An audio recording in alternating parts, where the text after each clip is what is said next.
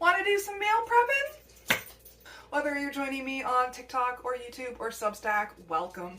I am a dairy-free and egg-free cook and baker. I run my own mini baking business in Seattle, and this account is going to be me exploring all of the great recipes that I've tried over the years, that I've maybe perfected over the years. If you are joining in, please do let me know what you think. I'm also going to be doing a little bit of gardening as we go along. I am definitely a lazy flexitarian. That is the best way to describe how I cook, how I bake, how I go about feeding myself. Today we're going to be doing some meal prep of broccoli and asparagus, as well as a dense bean pasta salad with the broccoli that we're prepping. Let's get into it. So I finished cutting the broccoli, so we're going to dress it in just a little bit of oil. We're not going to use that much. I mean, overall I have a pretty good diet too. I don't eat red meat. Chicken and poultry is sparingly, maybe once a month. I eat fish every single day. And then I'm also just high produce. Strangely enough, I'm not really a fruit kind of girly. I much prefer vegetables at the end of the day. So I don't really keep many fruits on hand generally. Occasionally I'll go all out, like I did get a pineapple from Costco today because that sounded fantastic. And I do have some strawberries, but I'm going to make those strawberries into chocolate covered strawberries. I will invite you on that adventure too. I will join you on that adventure, but you are the one who is joining me. That's what's going on. Okay, it looks like it's oiled enough. Washing my sodium, even though my sodium levels were good when I got the blood test back in November, I'm just going to try to further that plan. So I'm going to put roasted garlic and herb on the broccoli. And just a light dusting. I'm going to be using this broccoli for multiple applications, a variety of applications. One is going to be that dense bean pasta salad, but then I'm also going to just keep a container on hand for my salads this coming week. So I don't think I want to put anything else on them. There's going to be a lot of other flavors added in the dishes, so I'm going to keep the broccoli simple as is. I preheated the oven to 350. I'm thinking I'm going to put them in there for, let's just do 30, see how that goes. And now I'm going to start prepping my asparagus. Again, this is Costco sized, which is why I'm prepping it all at once. It's 2.25 pounds. But I love me some asparagus. So whatever I don't use this week, I'll just throw it in the freezer. Now, this does not say washed on it. It is organic. Do I want to wash it? I'm going to look for dirt, if there's obvious dirt. I don't see any. So I think they are relatively clean. I'm not gonna stress about it. I do not see any dirt. Okay. So I'm gonna see if I have a vegetable peeler. I haven't used one in ages, but I do not. So in order to take the tough skin off of the ends of the asparagus, I'm going to use a mandolin. These things are dangerous. I love them, but I absolutely sliced the top of my finger off last year using this mandolin. So my emergency contact if that happens.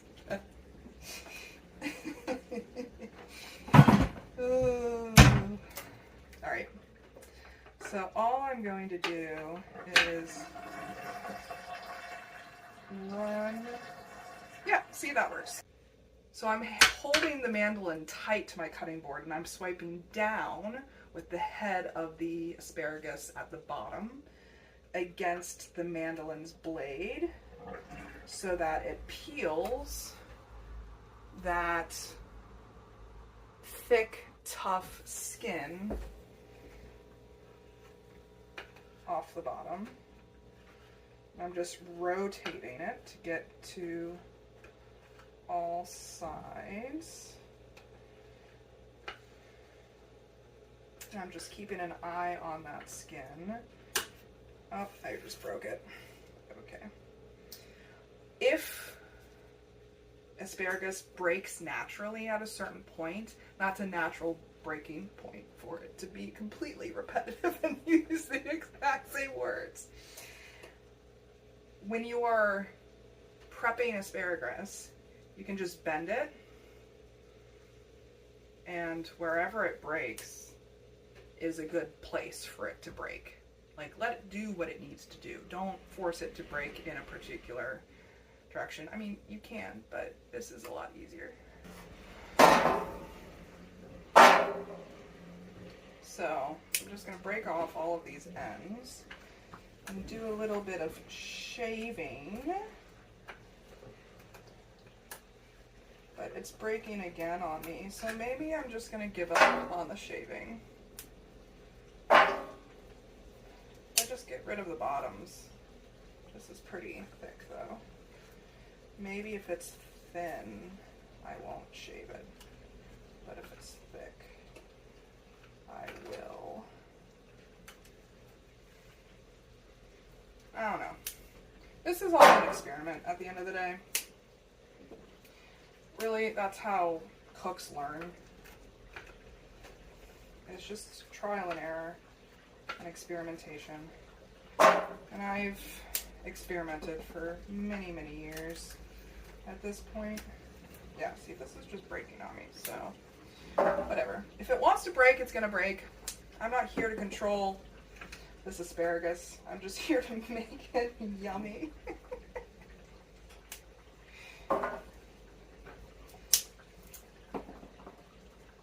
Yeah, see, like, you can tell if it has this little bit of skin, you can just peel it. Because that skin's going to be tough to chew even after it's cooked. That's how you make sure that you have tender asparagus.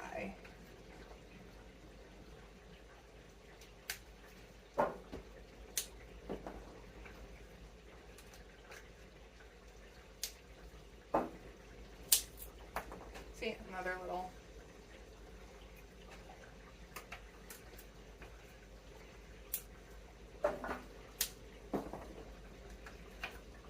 God bless it.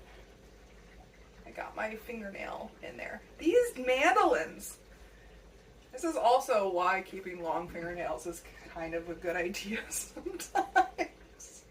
Because if I didn't have that fingernail on that nail, it would have hit my actual finger. And then we would have had a much bigger problem. Safety is important, kids. If you don't feel safe using the mandolin, don't risk it. Don't risk it for the biscuit. Getting hot in here with this oven on. Whew, Lord.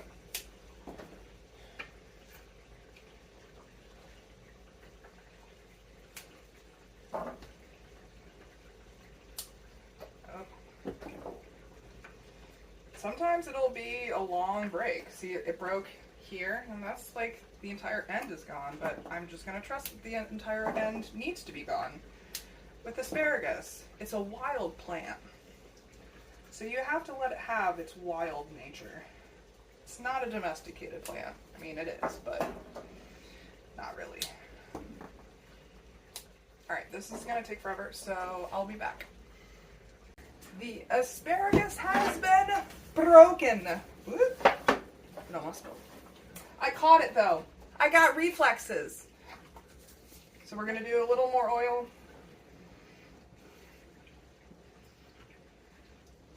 That looks like enough. And these I am going to season more so because they're not going in the dense bean salad that has seasonings of its own. So we're gonna do salt. I mean, really, what more do you need than salt? I'm pretty good with just salt. Okay, how about a little bit of pepper?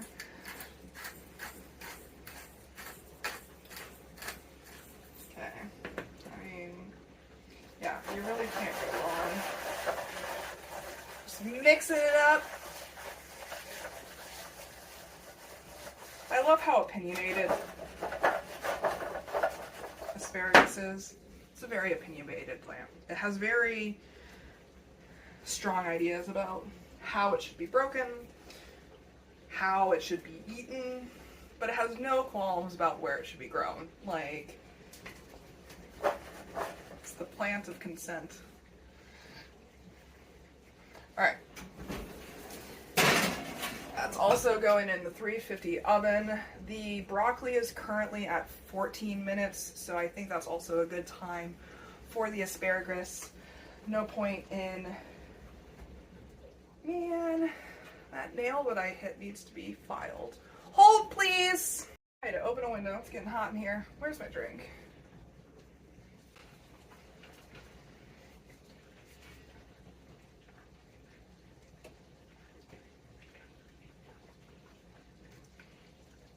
Okay, so while the broccoli is finishing, I'm going to start assembling the dense bean pasta salad. Oh, I need to put the pasta on the stove first. We are using fusilli, I don't know. Water on the stove, light. I'm going to put it on high so that it boils quickly. I'm also going to put some salt in the water. Salt adds flavor, obviously, but it also delays the time in which it takes to boil. But when it does boil, it boils hotter. Don't ask me how the chemistry works. I do not know. I'm going to wait until it boils to put the pasta in there. So I have half a red onion that I'm going to throw in the salad. I need a container for the salad. I put it in these big casserole dishes. And don't come at me when it comes to like correcting my chopping skills. Like, I know you're like, oh my god, she's gonna cut off her fingers. I never have. The only time that I've cut off the top of my fingers when I was using a mandolin. So, mind your own business.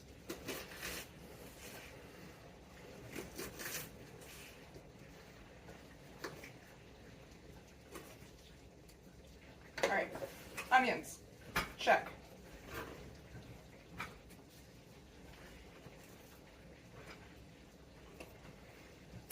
I also like to put banana peppers. Gives it a bit of Mediterranean. I think technically the original recipe that I used was like what's that called?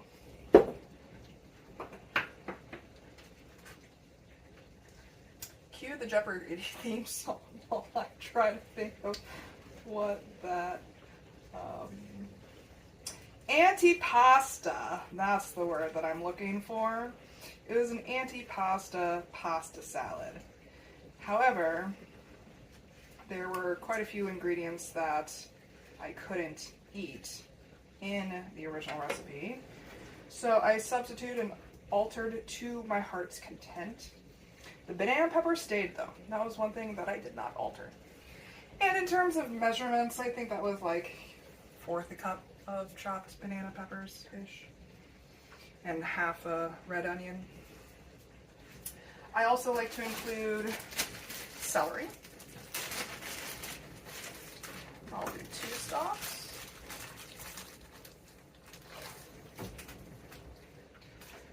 Man, that's how that happened. I found a random celery stalk on my kitchen floor the other day, and I had no idea where it came from.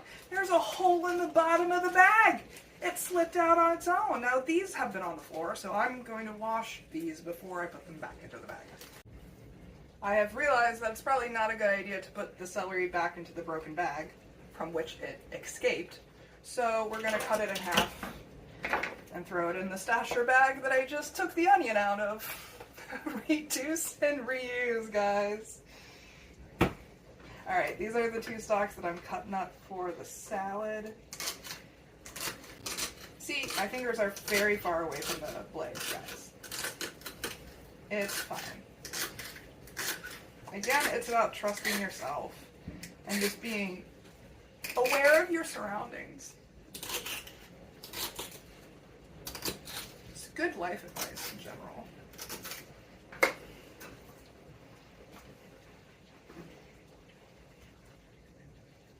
And then I also like to do some artichoke hearts.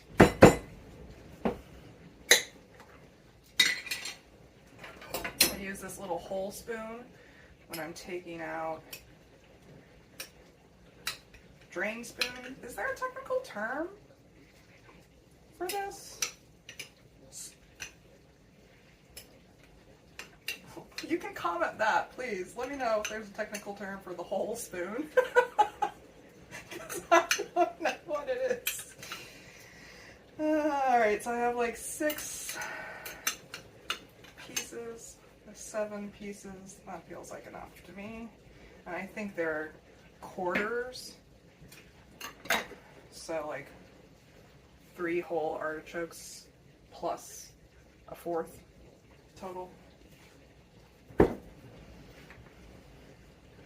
I just chop them in half if they're small pieces, chop them into quarters if they're big pieces.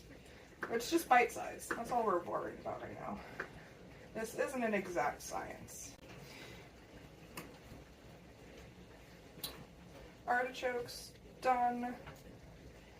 I'm gonna wash my hands because that was very messy. And then we're gonna dump the beans. We are using a can of cannelloni beans. I've drained the liquid as well as I could. I usually do it with a mesh strainer. The mesh strainer is in the dishwasher. We're doing a can of garbanzos. I tried to also drain the liquid. And then we're also doing a can of salmon. This is the safe catch salmon, so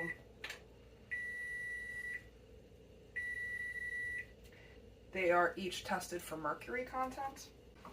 And then we have some sausage, not actual sausage, but like SAUCE-AGE. I made this in the old artichokes jar because I was using the leftover artichoke liquid for part of the sauce. This is slippery because it's all oily. Goodness gracious. I'm gonna have to do a little bang bang. The key is to hit the lid, not the jar, on the countertop. It will loosen it up for you. So, I do remember when I made this sauce for my last batch of salad, I forgot to put my sherry cooking wine in it. It specifically asks for wine vinegar in the antipasto recipe. I did not have wine vinegar. Red wine, white wine, any wine. So I'm using sherry cooking wine, which is similar enough.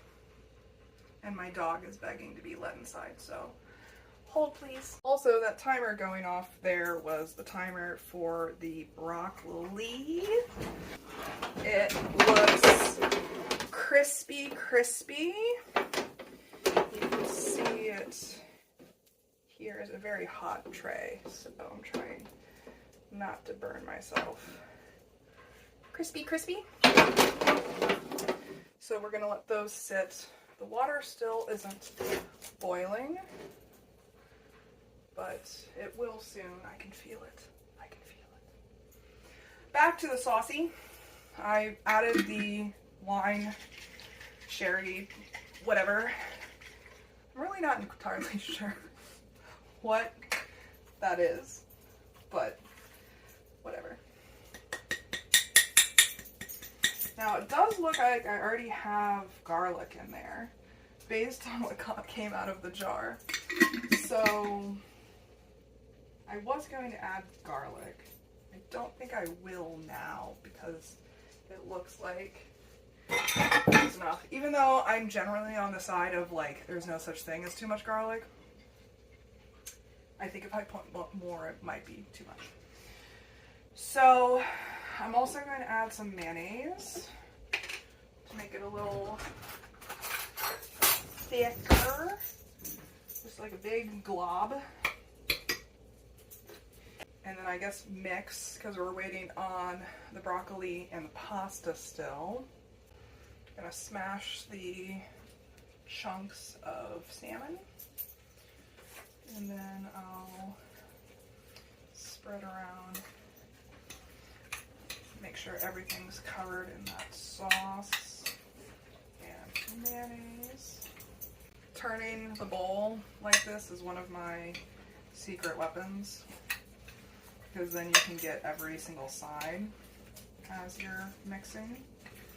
And it just becomes like muscle memory at this point. Like, I didn't even realize that I was spinning the container for like the first couple seconds. I do this for everything. It's just secondhand nature at this point. It's a very easy way to mix things. Okay, so I'm gonna add the broccoli. Now, one of these is on parchment paper, so I think that's going to be the easier one to handle. Because then you can just take the ends of the parchment paper, like so, and then easy peasy, lemon squeezy. This is probably 1 pound of, maybe a little over a pound of broccoli. And it is a little darker than the broccoli roast, is a little darker than what I specifically wanted. But that just means they're just going to be a little crispier instead of soft. Ow. Hot pan. Hot pan, get away from me.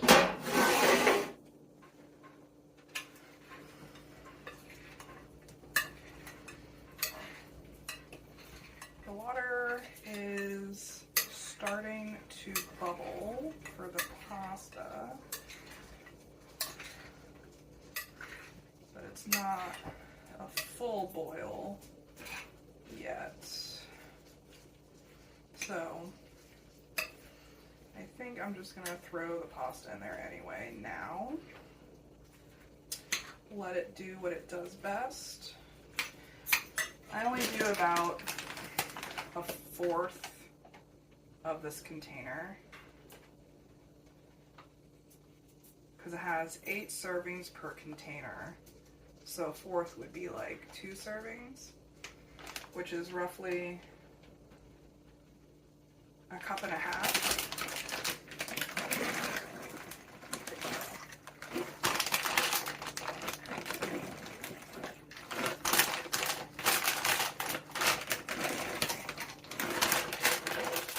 Yep.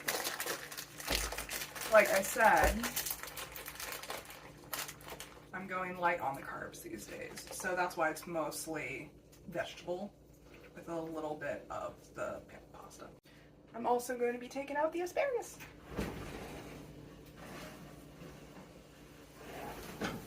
Now, I think that looks good. I'm going to grab a knife and poke it. Yeah, they're soft. They are soft. When you're checking for doneness, go for like the largest pieces because they're likely going to take the longest to cook. And if the largest pieces are done, then the smaller pieces are done. And I'm talking about like thickness of the pieces, not necessarily length. We're looking at girth here for our asparagus. That's gonna cool. So we're waiting on the pasta. In the meantime, I'm going to, I don't know, sit down. Psych! I didn't just sit around because I started taking out the recycling and I realized that I was going to be late for the coffee meetup that I have today. So I texted them. I told them I'm going to be half an hour late, but we are waiting on the pasta still. To test that it's done, I take a spoon or a fork, scoop out one of the pieces, and hold it against the side of the pan with the edge of the spoon or the fork and cut the piece in half. If it cuts easily, it's done. If it doesn't cut easily, it's not done.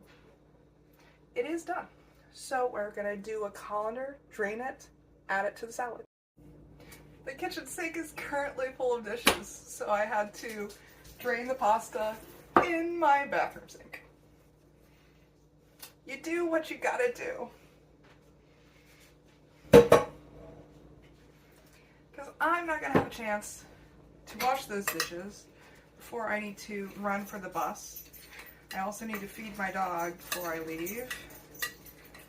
But, you know, it's all groovy. I'm gonna have food prepped. I'm gonna have a mountain of dishes to pay attention to when I get home. But I'm going to Hotcakes in Capitol Hill with a good friend of mine, and they have vegan lava cakes and ice cream and coffee, and it's gonna be wonderful. I'm so excited. Again, I'm just spinning and mixing and spinning and mixing. It seems pretty well incorporated. So I'm gonna call it a day on this. And it is best if you leave this in the fridge to sit for a while before you serve it, because everything soaks up the flavors of everything else while it sits. You can just eat it, you know, right when it's ready, but it's better cold. And it's better with the flavors incorporated more.